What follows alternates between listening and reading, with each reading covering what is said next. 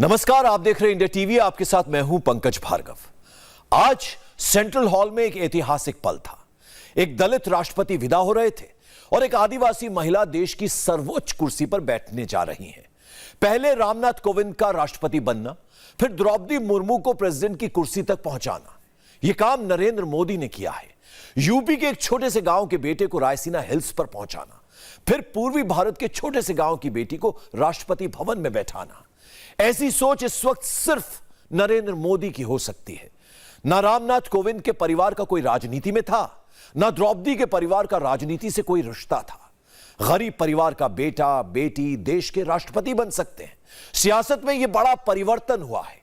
कहा जाता है सियासत में जब कोई ऐसा बदलाव होता है तो यह बहुत दूर की सोच होती है। राष्ट्रपति चुनाव में एक ट्रेलर दिखा जिससे मोदी और भी मजबूत हो गए हैं। अगर आप राष्ट्रपति चुनाव के वोटों का आकलन करेंगे तो मोदी और सहयोगियों को 64% वोट मिले, जिसका गणित लोकसभा की 400 सीटों के बराबर है। मोदी के विरोधी पस्त हो चुके हैं। 2024 में भी मोदी को रोक पाना नामुमकिन होगा। क्या 2024 में मोदी को 64% वोट मिलेंगे? क्या मोदी इस बार 400 सीट जीतेंगे?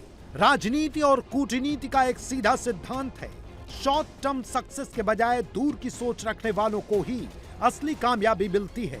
प्रधानमंत्री मोदी की यही सबसे बड़ी खासियत है। वो दूर की सोचते हैं, दूर की देखते हैं। 2024 भी नरेंद्र मोदी का होगा, इसकी तस्वीर 2022 में साफ हो गई। दिल्ली में रहने वाले नेताओं के लिए दिल्ली अभी बहुत दूर है। पहले 2014, फिर 2019 और अब 2024 में भी ये दूरी खत्म नहीं होने वाली। ये उनको भी राष्ट्रपति चुनाव से समझ में आ गया होगा। द्रौपदी मुर्मू को 64% वोट मिले, जबकि यशवंत सिन्हा को सिर्फ 36% वोट मिले। ये आंकड़े विपक्ष की टूटी हुई एकता का सबसे बड़ा सबूत है। वो कौन सी रणनीति है जो प्रधानमंत्री मोदी को सबसे अलग बनाती है? क्यों मोदी ब्रांड के सामने विपक्ष का शाम दाम दंड भेद नाकाम हो जाता है? कैसे मोदी जीत पर जीत दर्ज करते हैं, इसको 5 पॉइंट में आपको समझाते हैं। सामाजिक समीकरण को साधना, चुनाव के बाद जीत की बिसात, मोदी की वैचारिक दूरदृष्टि, पुरानी विचारधारा, नया नेतृत्व, विपक्ष में फूट। द्रौपदी मुर्मू को राष्ट्रपति बनाना नेशनल नहीं बल्कि इंटरनेशनल हेडलाइन है। एक आदिवासी परिवार की बेटी जिनके पास कभी पक्का मकान तक नहीं था, कभी शहरों की दुनिया और राजनीति के गणित से बिल्कुल अनजान थी, वो आज महामहिम है। ये चुनाव, ये फैसला एक मैसेज है जो हिंदुस्तान के हर आदिवासी को प्रधानमंत्री के और करीब ले आया। CSDS के मुताबिक 2014 में 40% आदिवासियों ने नरेंद्र मोदी को वोट दिया था। 2019 में वोट प्रतिशत 46 पर जा पहुंचा। 2019 लोकसभा चुनाव में बीजेपी को 59% वोट सवर्ण जाति से मिले। ओबीसी ने 54% वोटिंग प्रधानमंत्री मोदी के पक्ष में की। इसके बाद आदिवासी समुदाय ने वोटिंग की और 41% वोट दलित समाज से मिले। प्रधानमंत्री मोदी चाहते थे राष्ट्रपति चुनाव में जीत का अंतर बड़ा हो, जो मुश्किल काम था, लेकिन ये कैसे होगा, इसकी रणनीति टॉप लीडर्स ने बनाई और पूरी करने की जिम्मेदारी एक एक एनडीए सांसदों से लेकर हर एक राज्य के विधायकों को दी गई। प्रधानमंत्री मोदी टीम वर्क में यकीन करते हैं। एक कार्यकर्ता पर उतना भरोसा जताते हैं जितना बड़े नेताओं पर, जिसका नतीजा स्कोर बोर्ड पर नजर भी आता है। महामहिम मुर्मू को चुनने के लिए हुए राष्ट्रपति चुनाव में 100 से ज्यादा विधायकों और 17 सांसदों ने क्रॉस वोटिंग की। प्रधानमंत्री की इस लाइन ने भारतीय राजनीति में एक बड़ी रेखा खींच दी, जिसको छोटा कर पाना, मिटा पाना 2024 तक तो विपक्ष के बस में नहीं दिखता। लोकसभा चुनाव में 47 सीट एसटी के लिए आरक्षित होती हैं। सबसे ज्यादा मध्य प्रदेश में 6, झारखंड और ओडिशा में 5-5, महाराष्ट्र और गुजरात में 4, राजस्थान और आंध्र प्रदेश में 3 सीट, कर्नाटक, पश्चिम बंगाल, मेघालय और असम में 2-2 सीटें आरक्षित हैं। मणिपुर और मिजोरम में 1-1 सीट है। 2019 लोकसभा चुनाव में बीजेपी को 31 पर जीत मिली थी। प्रधानमंत्री मोदी राजनीति के बड़े प्रयोग बड़ी सावधानी से करते हैं। जब मोदी खुलकर कहते हैं तो इसका सीधा मतलब है उन्होंने होमवर्क पूरा कर लिया है, क्योंकि वो बिना तैयारी के कुछ नहीं कहते, हवा में तो बिल्कुल नहीं कहते। यही मोदी की सबसे बड़ी खूबी है और विपक्ष की कमजोरी भी।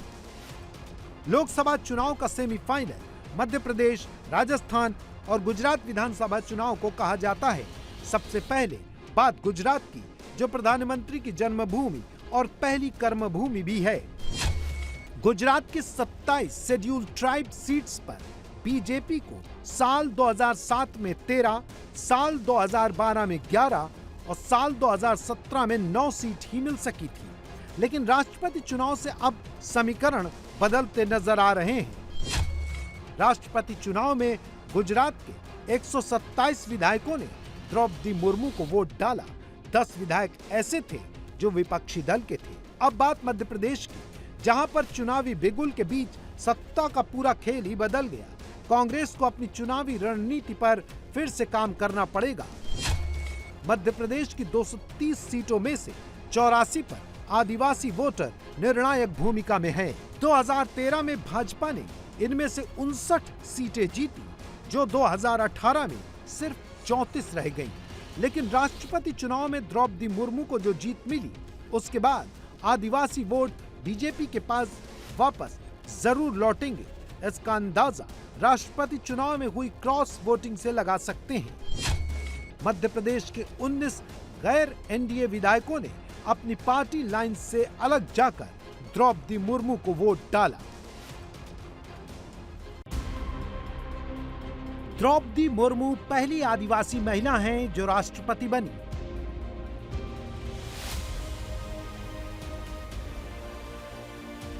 उपराष्ट्रपति चुनाव में एनडीए ने पश्चिम बंगाल के पूर्व राज्यपाल जगदीप धनखड़ को उतारा है। इस फैसले ने सियासी गलियारे में हर किसी को चौंका दिया। जाट नेता जगदीप धनखड़ की इमेज किसान पुत्र की है, जिसका फायदा राजस्थान चुनाव में बीजेपी को जरूर होगा।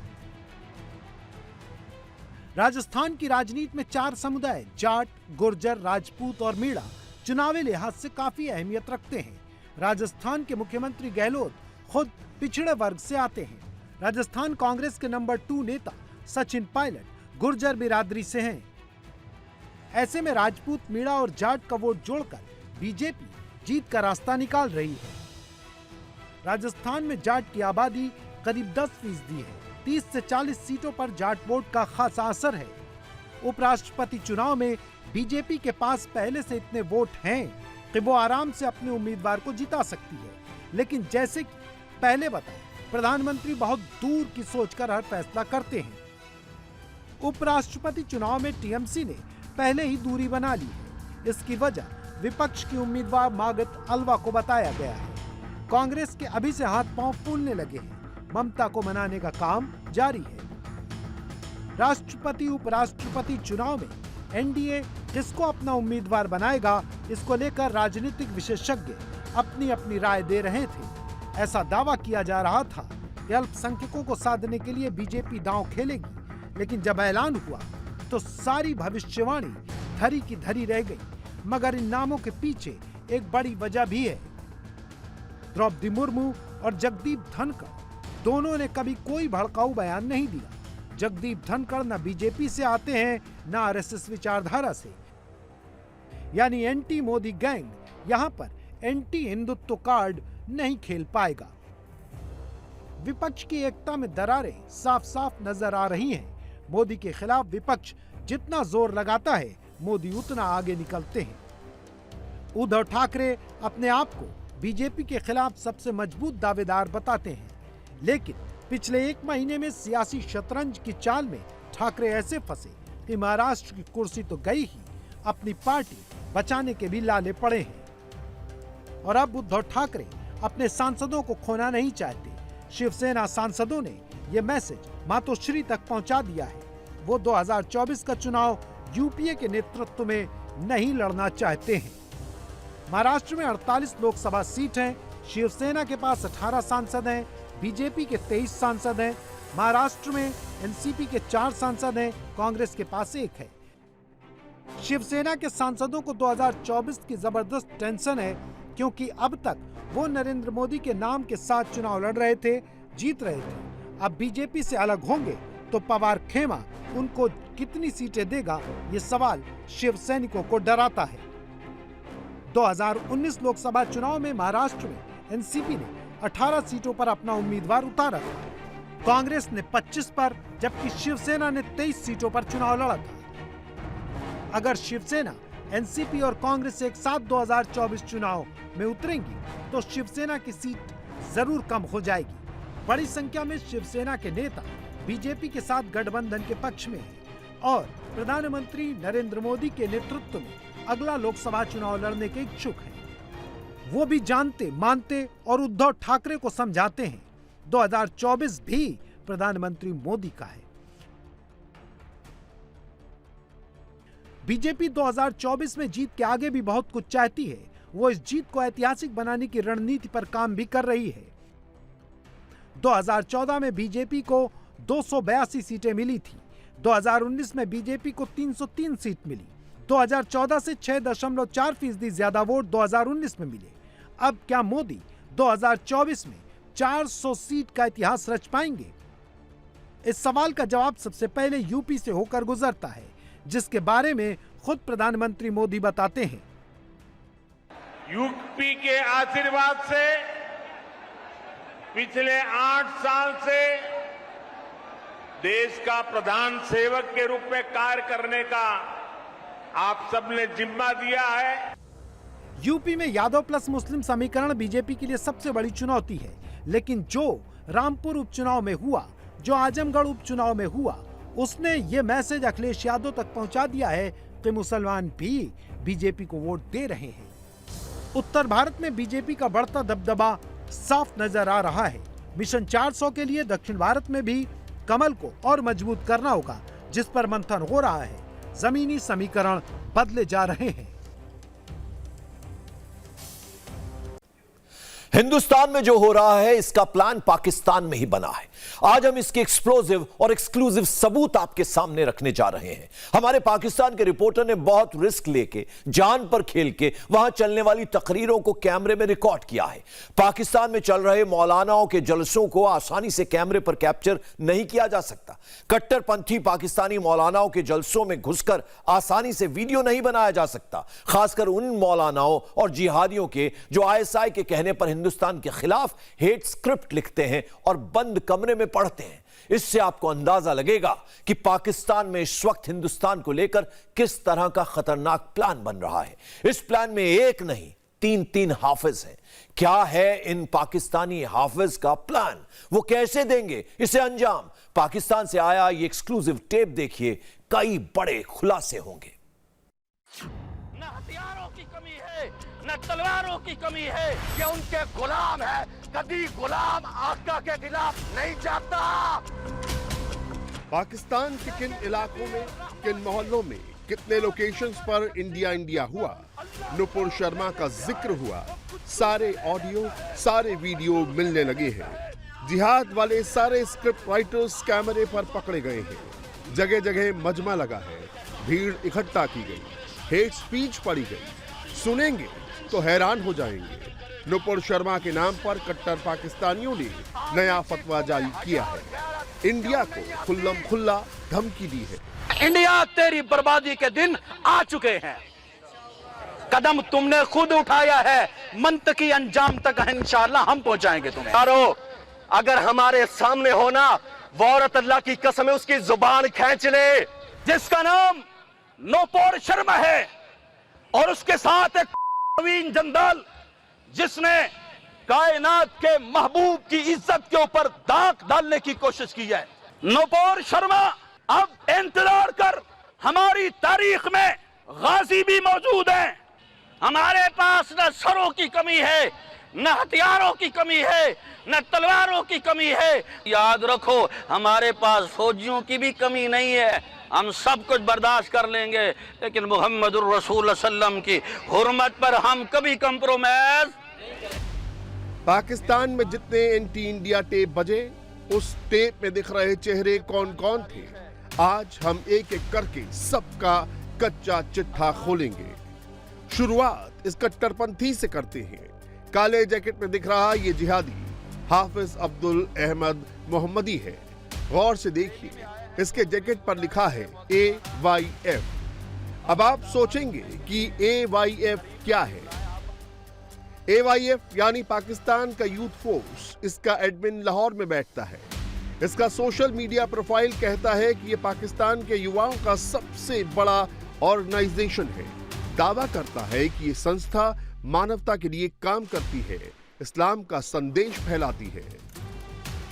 मगर जब इस संस्था से जुड़ा हाफिज अब्दुल अहद मोहम्मदी कैमरे पर आता है तो जहर उगलता है, गंदी गंदी गालियां बकता है, इंडिया को लेकर अनाप शनाप कहता है। ये हमारी तारीख है कि हमने हर लिहाज से, हर अंदाज से, हर मैदान में इस इंडिया की ईंट से ईंट बजाकर दिखाई है। अल्लाह की रहमत से ये इंडिया, ये हिंदुस्तान मत भूले, मत इस बात में अपने आप को खुशफहमी में मुब्तला करे कि मुसलमान खामोश हो चुके। मुसलमान खामोश नहीं है। मुसलमानों का लावा अभी उगलने के लिए, उबलने के लिए तैयार है। और अल्लाह की रहमत से हमने अपनी तारीख से यह बात साबित की है कि जब भी मुसलमानों के ऊपर तुमने किसी भी हवाले से हमला किया, जब हमने तुम्हारी ठुकाई की, जब हमने तुम्हारे मुंह पे तमाचे मारे, फिर तुम ही थे जो फिर अपनी अमन के लिए भीख मांगते नजर आए। पाकिस्तान में सिर्फ तहरीक लब्बैक ने नुपुर शर्मा के बहाने सर तन से जुदा की स्क्रिप्ट नहीं पढ़ी। एक नाम इस पाकिस्तानी यूथ फोर्स का भी है। यूट्यूब पर वैसे तो इसके दर्जन भर से ज्यादा वीडियोस मौजूद हैं, मगर जब हमने अलग अलग वीडियोस खंगाले तो क्लियर हो गया इस जिहादी का मोटिव ही नुपुर पर हमला करवाना है, इंडिया के कट्टरपंथियों को भड़काना है। मैं उसको पैगाम देना चाहता हूं, मेरी बात सुन दो। ओ नुपुर शर्मा, ये मेरी बात सुन लो। तेरे कत्ल के, तेरे ज़िबा होने का वक्त अब दूर नहीं है।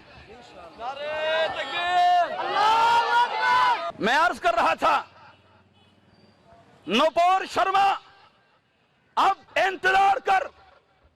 हमारी तारीख में गाजी भी मौजूद हैं, हमारी तारीख में बड़े जंगजू मौजूद हैं जो किसी का ख्याल नहीं करते, ना अपनी दौलत का ख्याल करते हैं, ना अपनी इज्जत का ख्याल करते हैं, ना अपने बच्चों का ख्याल करते हैं, ना अपनी बेटियों का ख्याल करते हैं, ना अपनी बीवियों का ख्याल करते हैं, ना अपने किसी बड़े का ख्याल करते हैं।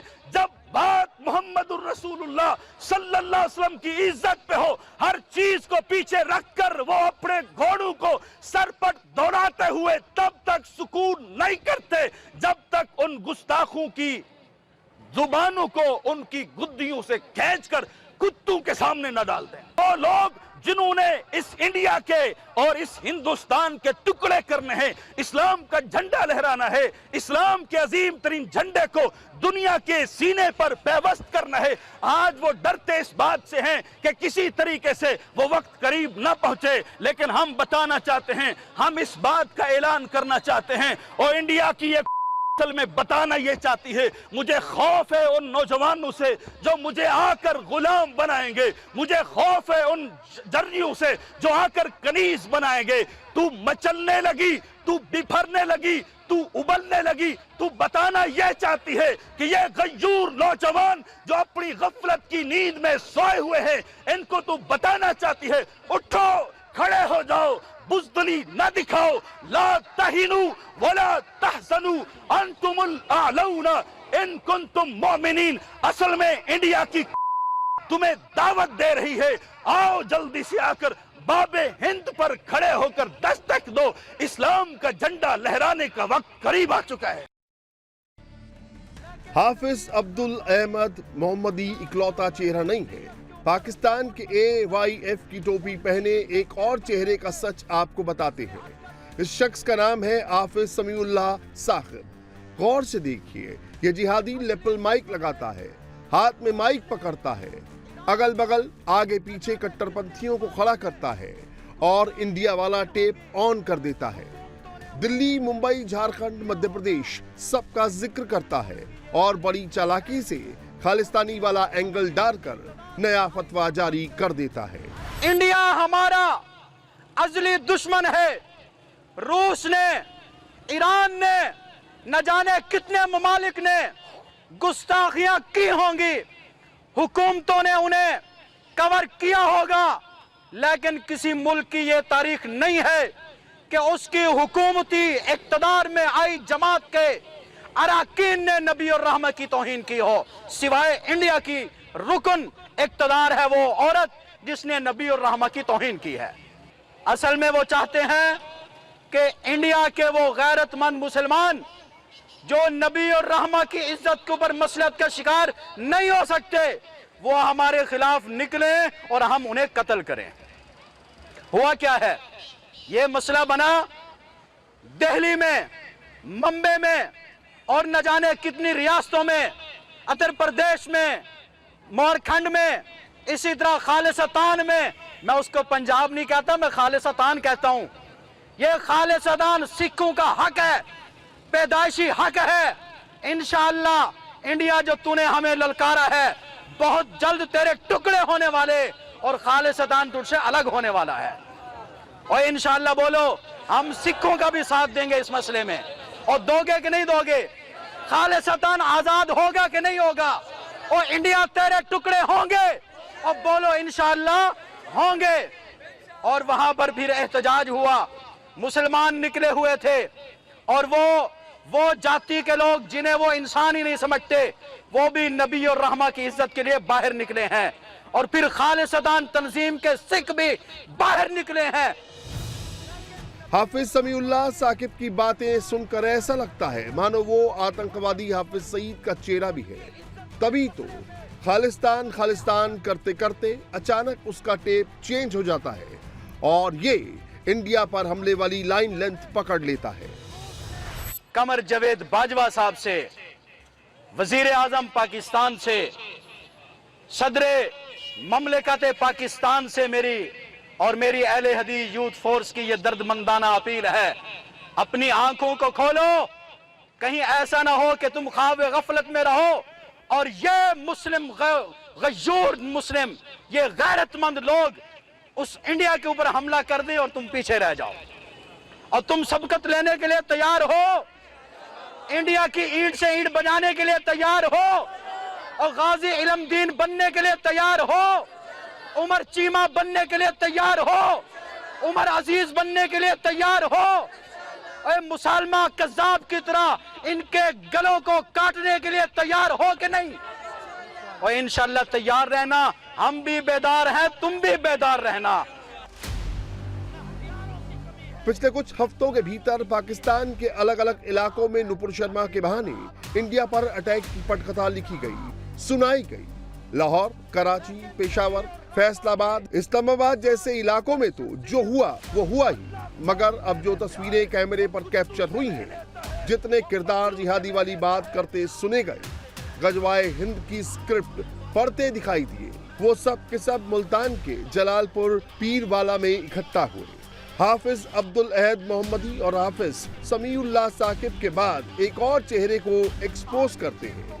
माइक पकड़े इस शख्स का नाम है प्रोफेसर इरफान राशिद। ये कट्टरपंथी भी उसी मंच पर मौजूद था। अब सुनिए इसने क्या कहा। इंडिया की एक गुस्ताख औरत ने हमारे नबी की जात पे, हमारे नबी सल्लल्लाहु अलैहि वसल्लम के किरदार पे कीचड़ उछाला। अल्लाह की कसम, पूरी दुनिया के 57 इस्लामी ममालिक के अंदर गली कोने में मुख्तलिफ जराए से अवामी सतह पे एहतजाज हो रहे। हम जितना भी बाहर निकले, जितना भी कुछ करें, लेकिन इनकलाब उस वक्त आएगा, उन्हें असर उस वक्त होगा जब हुकूमती सतह पे एहतजाज शुरू होगा। मेरा सवाल है, मीडिया खड़ा है, नोट करो मेरी बात को। हम तो निकले हुए हैं, कुछ गैरतमंद अवाम में भी है जिन्होंने इंडियन फिल्मों का बाइकाट किया है। यारो कंप्यूटर लगा के बैठे हो, और मैं जलालपुर में तुम्हें पैगाम दे रहा हूं, तुम सबसे ज्यादा इंडिया की मईशत को मजबूत कर रहे हो। बॉलीवुड इंडस्ट्री है, बॉलीवुड इंडस्ट्री। आज वो मजबूत होते हैं जब मईशत में मजबूत होते हैं, तो फिर हमारे नबी के खिलाफ भौंक पड़ते हैं। गैरत करो मुसलमानों, हम इतना तो कर सकते हैं ना, उनकी मईशत को मजबूत मत करो। पाकिस्तान के इस प्रोफेसर इरफान राशिद का शुरुआती भाषण सुनकर किसी को भी लगेगा कि इसने ऐसा तो कुछ नहीं कहा, जिहाद की बात भी नहीं की। मगर जरा रुकिए, इस कैरेक्टर का असली एजेंडा अगले वीडियो में है। इस जिहादी ने जैसे ही लोकेशन बदला, आग उगलना शुरू कर दिया। मुल्तान के जलालपुर पीरवाला में मंच से इसने कुछ खास नहीं कहा, मगर फिर जैसे ही ये मुल्तान के दरबपुर पहुंचा, जिहाद जिहाद करने लगा। इंडिया पर हमला कर दो, इंडिया पर हमला कर दो चिल्लाने लगा। हुकूमत में आ गया है, आज तेरे पास इख्तियार है, इख्तियार है, तेरे पास सुपर पावर फौज है, एटमी बम है। सबसे बड़ी बात ये हुर्मत रसूल पे तक मरने वाले ये जवान बुजुर्ग है, तो हम वो तो हमारा असली दुश्मन है। हमें उनसे तो वैसे ही गुस्सा है, उन्होंने यासीन मलिक को कैद किया है। तुम क्यों नहीं ऐलान जंग करते, ऐलान जिहाद करो, ऐलान किताब करो, हम ऐद करते हैं। इंशाअल्लाह हमारा कोई भी जवाब बुजुर्ग इंशाअल्लाह पीछे नहीं रहेगा। इंडिया के सफीर को आवाज नहीं आई यार ऐसे, इंडिया के सफीर को, इंडिया के सफीर को, इंडिया के सफीर को, इंडिया के सफीर को, के सफीर को, हिंदू के सफीर को मुल्क बदल करो, नहीं तो सुनो, हम सबसे पहले तुम्हारे खिलाफ निकलेंगे, तुम्हें अकल सिखाएंगे। मेरे भाइयों, हमारे दुश्मन की प्लानिंग है, दुश्मन की प्लानिंग है। इन्हें अलग अलग करके मारो, इन्हें खत्म करो। उन्होंने कहा कि बरेलवियों को अलग करके मारो, जो बंदियों को अलग करके मारो, अहले हदीसों को अलग करके मारो, शिया को अलग करके मारो। इन्हें तोड़ दो, इन्हें यकजा न होने दो, इन्हें मुत्तफिक न होने दो। उन्हें पता है अगर ये जो आज फिरकों में बटे हुए हैं, खुदारा सुने मेरी बात, मैं रहूं न रहूं, मेरी बातें नोट कर लेना। मेरी तो बातें ऐसी होती है, मैं जहां जाता हूं एजेंसी के लोग होते हैं, बातें नोट करके लेके जाते हैं। ये नौजवान बड़ा बोलता है, सुन लो मैं कहता हूं, हमारा दुश्मन हमें अलग अलग करके कमजोर कर रहा है कि इन्हें मारो अलग करके। अगर ये यकजा हो गए तो ये सलाहुद्दीन अय्यूबी की याद ताजा करेंगे। अगर ये यकजा हो गए, सुल्तान महमूद गजनवी इनसे पैदा होंगे। अगर ये यकजा हुए, मोहम्मद बिन कासिम इनसे पैदा होंगे। लेकिन हम वादा करते हैं, हम इंशाअल्लाह अहले बैत की खातिर, असहाब की खातिर, मोहम्मद मुस्तफा की खातिर इंशाअल्लाह यकजा है। जहां भी हमारी जरूरत होगी। निशाने पर सिर्फ इंडिया नहीं है, टारगेट पर नुपुर भी है। तभी तो सारे जिहादी पाकिस्तान में पहले गज़वाए हिंद चिल्लाते हैं और फिर सर तन से जुदा करने वाले आतंकी को धारदार चाकू के साथ इंडिया में घुसपैठ कराते हैं। रहनुमा से मोहब्बत करते हो तो वादा करना है, आज के बाद जिन बेगैरतों पैगंबर की तौहीन की है वो एक हिंदू है। जवानों में तुमसे ज्यादा मुखातिब हो, वादा करो मुझसे, तुम अगर सच्ची मोहब्बत करते हो, आज के बाद तुम उनकी गंदी फिल्में और गाने नहीं सुनोगे। ये हमारा दुश्मन। आज अगर हम यकजा होते तो इन बेगैरतों की जरूरत न होती। उन्हें पता है ये एक मुट्ठी, एक बाजू, एक दीवार है। आज मिल जाओ, इंशाअल्लाह हम याद करते हैं कि कोई ना कोई हिंदुस्तान की सरजमीन से जवान गैरतमंद जरूर पैदा होगा जो इंशाअल्लाह उस कदम इंशाअल्लाह करेगा। पाकिस्तान के जिहादी प्रोफेसर इरफान राशिद के अलावा आपने हाफिज नाम के 2 कट्टरपंथियों को सुना। अब तीसरे हाफिज को भी सुनिए। इसका पूरा नाम है हाफिज नदीम शहजाद। सुनिए ये किस इनाम की बात कर रहा है, गर्दन काटने का कौन सा पैगाम दे रहा है। उन्हें दी शान के अंदर बेअदबी और गुस्ताखी करने वाले की गर्दन कटना सारा इनाम है।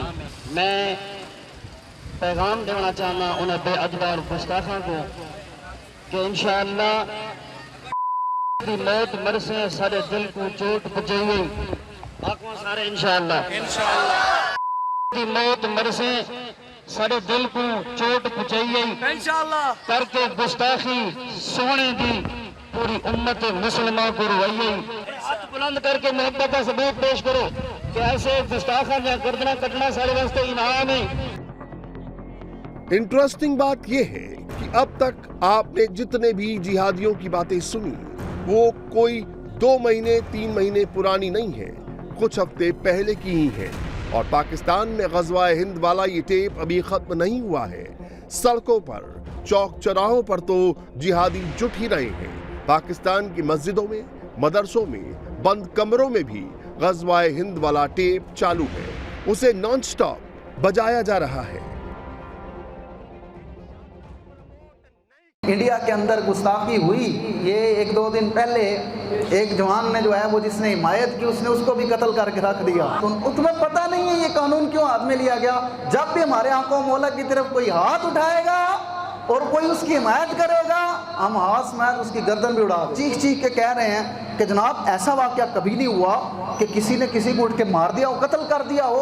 और जनाब तुम जब 295C की बात करोगे, जब हमारे आका मौला की तरफ हाथ उठाओगे फिर ऐसे होना ही होना है जी। फिर खौफ तुम्हारे अंदर पैदा होना ही होना है। मोमिन को किस चीज़ का डर होता है? मोमिन को किसी चीज़ का डर नहीं होता। जब वो अपने बुतों के साथ इतना मुखलिस है यार, कोई उसको हाथ नहीं लगाने देते, हमें फिर अपने आका मौला की इज्जत पर कितना पहरा देना चाहिए। उनकी जरूरत हो, इनकी क्या पता है इनको। ये जो गाय का पीने वाले ये हुजूर की जो है वो बात करें, ये तो बात करेंगे तो फिर इंजाम वही होगा।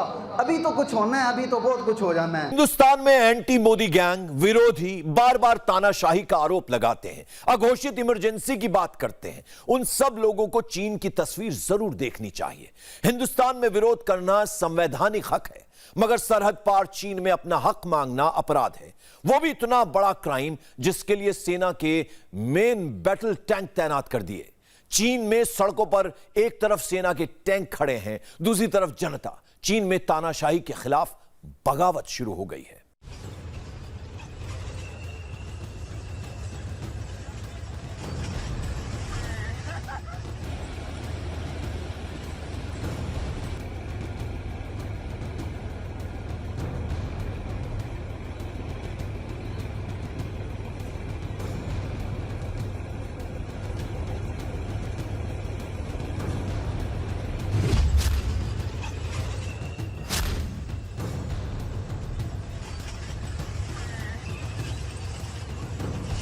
ये चीन का type 96B main battle tank जो 1 मिनट में 8 गोले दाग सकता है, एंटी टैंक मिसाइल भी फायर करने में सक्षम है।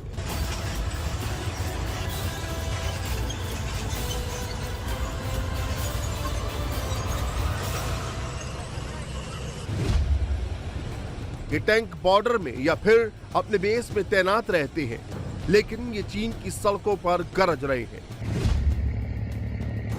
ये चीन की ZBD-04 बख्तरबंद आर्म्ड व्हीकल है, जिस पर 100 mm राइफल गन जो 1 मिनट में 300 राउंड फायर कर सकती है।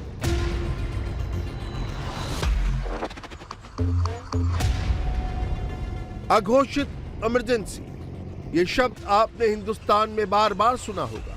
असल में अघोषित इमरजेंसी की तस्वीर कैसी होती है वो आज चीन में देखिए। इन टैंक को दुश्मन को डराने के लिए नहीं बल्कि जनता को धमकाने के लिए, जरूरत पड़ने पर मारने के लिए तैनात किया है। चीन के हेनान प्रांत के बैंकों के सामने टैंक तैनात किए गए ताकि चाइनीज नागरिक बैंकों से अपना पैसा नहीं निकाल सके। आपने ठीक सुना, चीन में अपना पैसा मांगोगे तो टैंक के गोले मिलेंगे, बैंक के पास जाओगे तो जान से हाथ धो जाओगे। ये तानाशाही जिसका शोर भारतीय राजनीति में होता है, मगर तस्वीरें चीन से आती है। तानाशाही, हिटलरगिरी क्या होती है, आज चीन में साफ साफ नजर आ रहा है। ये जो हाथों में बैनर है, इनमें लिखा है 4 लाख लोगों का जिनपिंग चाइनीज ड्रीम टूट गया। आजादी चाहिए, इंसाफ चाहिए, भ्रष्टाचार के खिलाफ हम लड़ेंगे। हेनान सरकार का हम विरोध करते हैं। जिनपिंग दुनिया को चीन की जो तस्वीर दिखाते हैं, जैसा चीन की सरकारी मीडिया दिखाती है, हकीकत उससे बहुत बहुत अलग है। जिनपिंग सरकार ने अपनी नाकामी छिपाने की जबरदस्त पैकेजिंग की है, लेकिन अंदर भरा हुआ माल बर्बाद है। चीन में विद्रोह हो रहा है, कम्युनिस्ट सरकार के खिलाफ हो रहा है, जिनपिंग के खिलाफ हो रहा है, हर दिन के साथ बढ़ता जा रहा है। नौबत ऐसी आ गई है जिससे जिनपिंग के ऑफिस का अलार्म नॉनस्टॉप बज रहा है। बैंकों में लोग अपना पैसा सुरक्षा के लिए जमा करते हैं, लेकिन चीन में जिन्होंने पैसा जमा किया, उनके पैसों पर सरकार ने अपना हक बता दिया। ये देखिए, जो लोग बैंक के सामने सीढ़ियों पर खड़े हैं, ये चीन की आम जनता है जो जिनपिंग से अपने पैसे मांग रहे हैं। इनका विद्रोह दबाने के लिए जिनपिंग ने वो एक्शन लिया जो एक तानाशाही ले सकता है। ये देखिए, एक तरफ से काले कपड़ों में अचानक एक भीड़ आती है जो प्रोटेस्ट कर रहे लोगों के बीच में घुसती है। दूसरी तरफ से सफेद कपड़ों में भी अचानक भीड़ आती है, ये भी ऐसा ही करती है। जो काले कपड़ों में है वो चाइनीज पुलिस है, जो सफेद कपड़ों में है वो चीन की आर्मी है। जिनपिंग सरकार ने आंदोलन को दबाने के लिए 3rd डिग्री टॉर्चर का फैसला किया।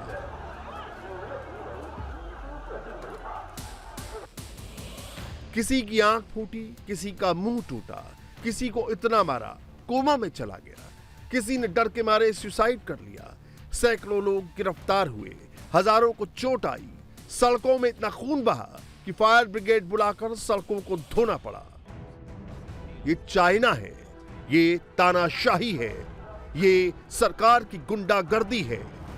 अब समझिए, चीन में ऐसा क्या हुआ कि जनता और जिनपिंग की सेना सीधे आमने सामने हो गई।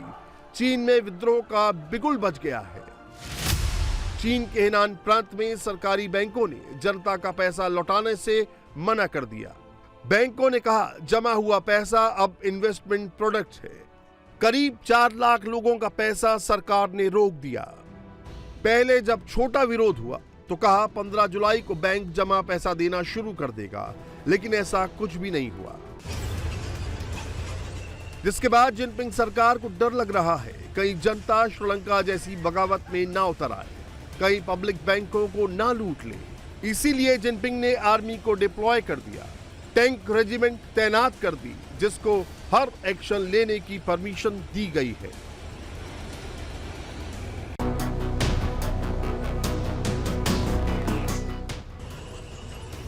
चीन जब जब डरता है तब तक सड़कों पर टैंक उतारता है।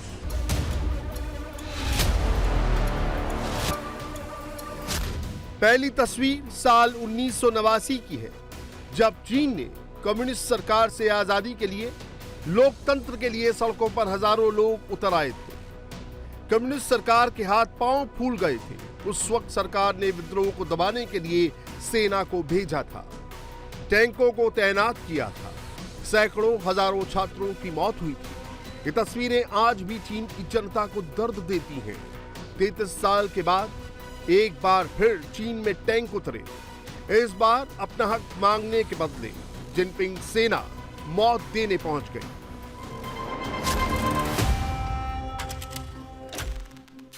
चीन में वही होता है जो जिनपिंग चाहते हैं। जो जिनपिंग सरकार से ऑर्डर आता है, चीन खुद को सुपर पावर बताता है, दुनिया का सबसे शक्तिशाली मुल्क दिखाता है। जिनपिंग जो तस्वीरें छिपाते हैं वो आज हम आपको दिखाते हैं। चीन में बेरोजगारी और गरीबी इतनी तेजी से बढ़ रही है, कई लोगों का ठिकाना अब पुल फ्लाईओवर बन गया है।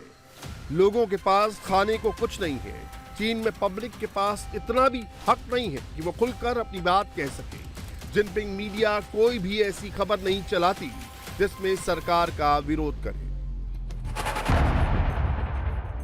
चीन में 1 करोड़ युवाओं ने इस साल ग्रेजुएशन पूरी की, लेकिन उनके लिए नौकरी नहीं है, जबकि 8 करोड़ काम करने वाले युवाओं की नौकरी चली गई है। साल 2022 में अब तक 4,60,000 कंपनियां बंद हो चुकी हैं।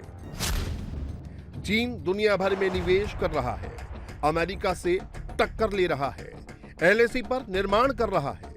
ये सब इसलिए भी चीन करता है ताकि उसके अंदर क्या चल रहा है इस पर किसी का ध्यान न जाए। चीन में पिछले 2 साल से पब्लिक ने निवेश की जगह सेविंग शुरू कर दी थी, क्योंकि उनको पता है चीन खोखला हो रहा है। इसीलिए बैंकों में पैसा जमा किया, लेकिन वहां से भी धोखा मिला। बैंक में मेरा सारा पैसा जमा था। मेरे परिवार की जिंदगी उसी पर निर्भर थी। जो बैंक पैसा दे भी रहा है वो कुछ भी नहीं है, क्योंकि वो जमा रकम की जगह बहुत कम पैसे दे रहा है। इतने दिन हो गए हैं, लेकिन हेनान प्रशासन कुछ भी नहीं कर रहा, कोई जवाब नहीं दे रहा। ऐसा नहीं है एकदम से चीन के सरकारी बैंक कंगाल हो गए, बल्कि इसके पीछे जो वजह है, चाइनीज बैंकों ने बड़े बड़े रियल एस्टेट को लोन दिया, फिर पब्लिक को घर खरीदने के लिए भी लोन दिया। जनता ने बड़े बड़े रियल एस्टेट में पैसा डाला। चीन के बड़े रियल एस्टेट दिवालिया होने के कगार पर हैं। उन्होंने निर्माण पूरा नहीं किया, लोगों की नौकरियां गईं। पब्लिक ने बैंक को ईएमआई देना बंद कर दिया। चीन में ऐसे सैकड़ों परिवार हैं जिनको मजबूरी में अधूरे बने प्रोजेक्ट में शिफ्ट होना पड़ा, क्योंकि बिल्डिंग बनाने वाली कंपनी ने हाथ खड़े कर दिए। सरकार कोई एक्शन नहीं लेती है और जनता के पास न नौकरी है न पैसे। हालात इतने खराब हो चुके हैं कि हांगकांग स्टॉक एक्सचेंज से 8 चाइनीज रियल एस्टेट कंपनियों को हांगकांग इंडेक्स से हटाना पड़ा। चीन में इस वक्त सैकड़ों प्रोजेक्ट को रोक दिया गया है। हर दिन हजारों करोड़ों का नुकसान हो रहा है। साल 2020 तक चीन के राष्ट्रपति शी जिनपिंग अपने आप को दुनिया का सबसे शक्तिशाली लीडर बताते थे। दुनिया फतेह का ख्वाब देखते हैं, लेकिन 2 साल में जिनपिंग का गुरूर पूरा चकनाचूर हो गया है। ये वो तस्वीरें हैं जिनको चीन में एक मोबाइल से दूसरे मोबाइल पर फॉरवर्ड करना मना है। जिसके कंप्यूटर में ये वीडियो मिल गया उसको जेल तक हो सकती है, क्योंकि ये चीन की 38 आर्म्ड ब्रिगेड है जो जिनपिंग की बिना जानकारी के बीजिंग में दाखिल हो गई थी। ऐसा दावा किया जाता है कि जिनपिंग को हटाने की कोशिश की गई थी, जो नाकाम हुई। जिनपिंग से पब्लिक, सेना सब नाराज है। इसकी बड़ी वजह कोरोना भी है। चीन के 6 बड़े शहर, करीब 30 छोटे शहरों में टोटल लॉकडाउन लगा है। 3 करोड़ से ज्यादा लोग घरों में बंद हैं। चीन में अब तक कितने लोग कोरोना से मारे गए हैं, कितने लापता हैं, कितनों को कोरोना हुआ है, जिनपिंग सरकार किसी सवाल का जवाब नहीं दे रही है। बात सिर्फ यहीं तक नहीं रुकी, बल्कि चाइनीज वैक्सीन भी अब कोरोना पर बेअसर साबित होने लगी है।